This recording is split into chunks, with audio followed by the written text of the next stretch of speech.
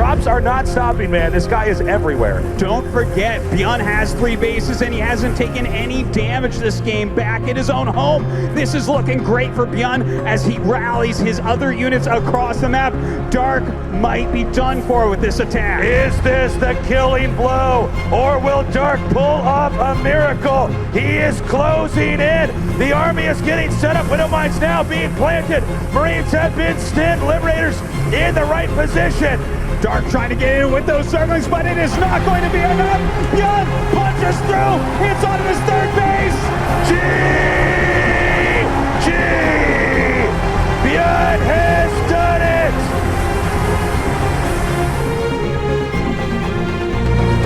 A couple of buildings, but Snoot, it seemed like he split off the perfect amount of roaches. He didn't send too many that Wolf could actually win a fight in the middle of the map. He is at least keeping Snoot on 3 bases. That's another big stem. He's throwing across the Bellsport. He gets the Medivacs in the back, but some of these Ravagers are left terribly exposed. Money fungles all over the bio, the corrosive bio. It's everything as well. Pulp's army drops below 100. Supply a phenomenal engagement for Snoot. Good God.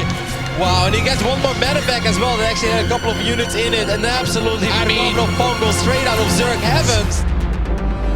But Nurture is always able to make so much army here, no matter what. And look, he's already setting up the engagement here. Coming with a nice flank if Marino gets ahead of himself. He's still up in army supply, but that gap is closing. The Baneling count is growing. There's a lot of Liberators in these Liberation zones, maybe not in the best position.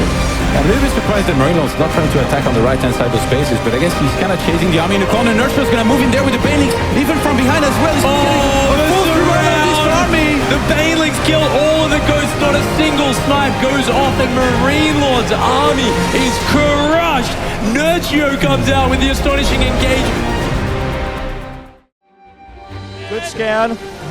Good scan here. Oh, he's going to win this fight as well. Zest doesn't have all his units here. Yeah, in fact, he's kind of 1-8 into this. And now that he has the res, Maru can just escape again with his mobility. He needs to set up a defense, though. Okay, Liberator here. Liberator down there. But again, there's not enough to actually cover the Liberator. There has to be symbiosis. Look at the production tab. Look at how much production Maru has. All he has to do is survive, and he just wins this game because he has so much more. And he's still dropping over here, taking down what was initially an even worker count. Well, because the Stalkers think they're fast enough. He can park over here with the Tempest. Oh, he's going to get him. Get there. He sees him with the sensor tower. Look at this. He's trying to trap the Protoss army here. Does trap a few of those units, and that may actually turn the tide here. Oh, really good kiting here from Zest, though. Those Tempest stabilized. He's dropped Jesus. He's going for it here. And I think this might be too much. I think this is game over. Vikings are landing. There's not enough Protoss. Look at the rest of Maru's army is back. The crowd is going crazy. Liberation zone's going down. And 40 supply up is more now. He's up a base as well. The army for Protoss is not sophisticated enough now. Oh, it's another mule! Another mule! He's going all the way to the center right. Not up to defend the Nexus. Liberation zone about to go down as the Marauders continue to do too much damage. I think it's time to time out. GG! Jitter! Oh, your champion! Good angle here once again on the high ground. Targets that Baneling down very well. Targets all of them down.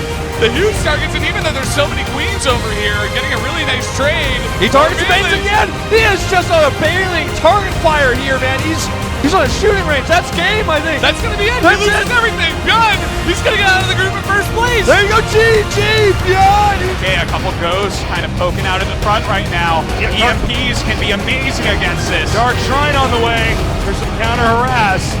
Okay, 2-2 is almost here for Bion. It's finishing up just a second. Right, Those EMPs, here they come! This is starting! The Vikings being right back! Beautiful kiting there on the Vikings!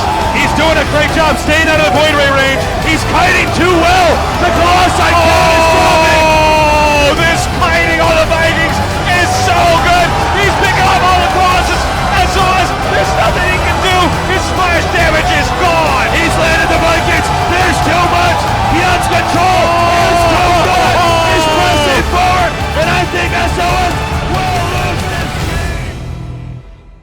And it looks like, yeah, it's going to be a 3-pronged attack. He's going to send Lings up here, possibly to go to this natural over here, or to the upper right, drop over there, and then send Lings down here to attack this base in the center right. Can he get that 4th base? That would be absolutely huge. In the meantime, he does drop out into the main base, 8 Hydras and 2 Lurkers, so a lot of harassment going down right now onto Showtime. And the Nidus over there in the upper right, 4 different locations attacked at once. He pulled the Lings out of the center right location. The Zealots are not going to be able to do much damage over here. The lurkers obliterate them. Probes pulled to the bottom right.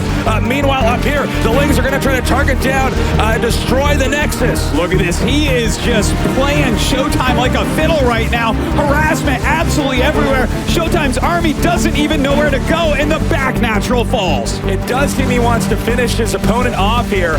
More Hydras coming in. And again, Immortals definitely not the most nimble of Protoss units, are being juggled around the map at a rate that Showtime cannot keep up with. This is absolute madness. He's coming up with all of his Immortals, all of his Archons. They are starting to blow up, trying to get in against this Hydra lurker. But the amount of damage coming out of Nerchio's army is overwhelming. Down they go, and geez!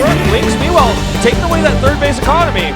Here come the Queens, and the Phoenixes are not in position, can't get close, trying to go for the lifts now, lifting them up to the Queens, but the Queens on the ground have the energy. Transfusion's going down, and the probes come off the line. He needs more overcharges, but he loses the mothership core. He only has one pylon overcharged. Probes are going down. I think Rogue is actually going to take this. I think he's done it. Two Immortals do pop out, the probes are getting into the fight now, but is it enough? I don't know. Trying to focus down the Immortals, the barriers go off. Here come those barriers indeed. They're off now though. He's trying to hold this, but look at the supplies, 122 to 49 right now. And even if he has survived, he has no economy behind this. I think Rogue has actually just duped him here. He's done, and that's all she wrote. Zest is back in the chair. DT! Rogue! We're kind of starting to see things fall apart. Yeah, a little bit. He does rally up 3 more Stalkers, though, and this is a pretty good concave. He's starting to get some good targeting. The Oracle comes in from behind, getting some nice targeting down here on the Stalkers. Oh my god, he actually might have done it. Oh That my god. But here comes that Immortal coming down the ramp right now. Zest just barely holding on by the skin of his teeth at the moment, utilizing this Immortal really well. But MC with the micro, perfect barrier does go off. He's picking up a lot of these Stalkers. It's 4 versus 2 right now. More reinforcements are coming in. He did it! GG! Oh! Shade here for Vision. Trying to set up purification of the line of sight blocker. Staggers them. Good control here by Trap though. Loses only 3 Stalkers for that snipe. Oh! I'm not clear on if Showtime actually has enough here. Oh my god, this is going to be so sick. He actually does that damage to those lurkers. All 4 are bruised, hardly any remaining. This push could easily break Nerchio. Yeah, it looks like it might indeed. Blinking on top of those lurkers, taking them out, already pre-bruised, and a huge force field wall here, knocking down these rocks. He wants to steal his army out. That was so sick. Force fields into wall up. He can go in here and punish whichever expansion he deems most important. What a fantastic move out of Showtime. Ultra Cavern is on the way, 44 more Lings in production. Heroes putting a big push on right now, and there are, the army is not together yet for Stefano, but oh, it's a battling sandwich for both sides. He comes in, the Ravager shots land in the center of the Protoss army. The Protoss army in huge retreat right now. Completely engulfed. Every single unit. What an engagement! Destroys. G. Stefano wiped out CJ Hero. George is on the way, but it's not there. Oh my god, Stasis! No way! It's all it takes, so it's just pure Marine at this point. He's only got one of these tanks, not copper, that's Stasis. Of course, he can't do any damage, he can't kill those tanks, but now there's nothing to help against the Atoms, nothing to stop those Templar from getting right on top of the Marines, and he still has another 5 seconds before the tanks are used. When first storms are going to hit, he's splitting the Marines, the Phoenix are killing the Medivacs, and the tanks are thawed, but he's already lost so much. Can the Marines do it without the support of the tanks? They've been lifted up by the Phoenix, the rest of the storms clean him up, and Showtime mops the floor with a phenomenal stasis trap on top of those tanks. This game will go down in history as one of the craziest games we have ever seen. Okay, as long as he doesn't make any mistakes. Okay, he's actually really starting to get low on shields on all these units as well. And he should actually run home for a little while and let these recharge. Okay, that Dark Shrine actually has a lot more hit points than it looks like. That it does. And this DT, there's a timer. Keep in mind, guys, the pressure is on. Okay. Oh, he loses Archon. Archon. No way, goes down. You cannot lose a second one. No way. No way, right? Okay, oh my god. It's DT. He gets it. Oh, he gets another attack. He gets another attack. He gets another attack. He has to micro this perfectly. Oh my god, Mal, this is the closest game I've ever that Archon. The Archon is so low too. He cannot lose that. He cannot lose that. Okay, he gets a Dark Shrine. DT. DT. Okay, this is the last building left. Last building left. It's gonna be hard to micro this. Okay, there's 3 buildings goes down. The Archon's so low. He has to wait. He has to wait. He has time to wait a little bit longer. The Stalker's doing a lot of damage. One more Nemesis attack. Saves the Archon. Saves the Archon. He's going for this Twilight Council. Archon dies. He has to micro the Stalker. He has Blink. He has Blink. He's microing the Stalker. I think he should be able to do this still. This is unbelievable. He cannot make a mistake. He cannot make a mistake. Blink's away. Blink's over him. Couple more hits and he gets the Twilight Council. Oh my God. I think there's no way that he can kill this. There's no way that he can kill this. Blink and he wins. Patience wins. We are going to a game 5. It's been a really weird year for StarCraft II. We've had a lot of ups and downs.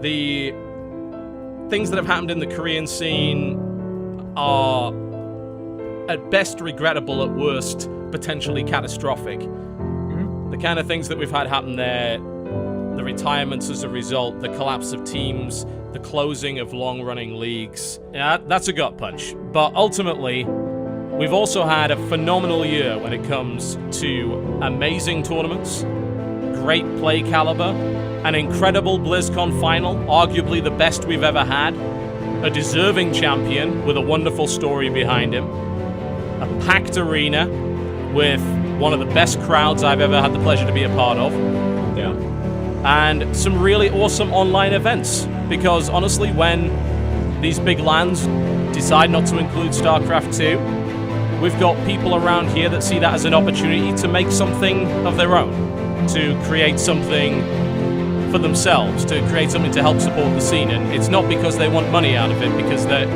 isn't money to be had from it. It's not because they're looking for fame and fortune. If they were looking for that, they would not be going to StarCraft of all places. Right. No, they're here because they're passionate about the game. They truly believe that this game is worth working for, that it's worth sacrificing for, that it's worth investing in, because it is that damn good, because it is that enjoyable to watch, because it has got better and better and better. And when it comes to RTS and esports, it's the only thing flying the flag at any real height right now. And even if StarCraft II were 10 times, 100 times smaller than it currently is, and it's certainly by no means small. It's not the size of League of Legends or Counter-Strike anymore. It's not the #1 esport, but there's still a great audience for this, and that audience is extremely passionate for the game that they really enjoy, and that audience deserves great quality content. The players that are involved in this deserve to be supported. They deserve to have tournaments to play and to showcase their skill. If they're going to work all day and all night and commit their lives to something, then the least that we can do is put on events to make sure that they get to showcase their talents. Big thanks to the players, last but by no means least, for providing such great entertainment. You're awesome. We want to support you. Please don't go away. Please don't go to another game. Please don't retire. If you can feasibly keep doing this, we'd love to have you, because we think you're all great, and we hope that we can show you that over the next year or so.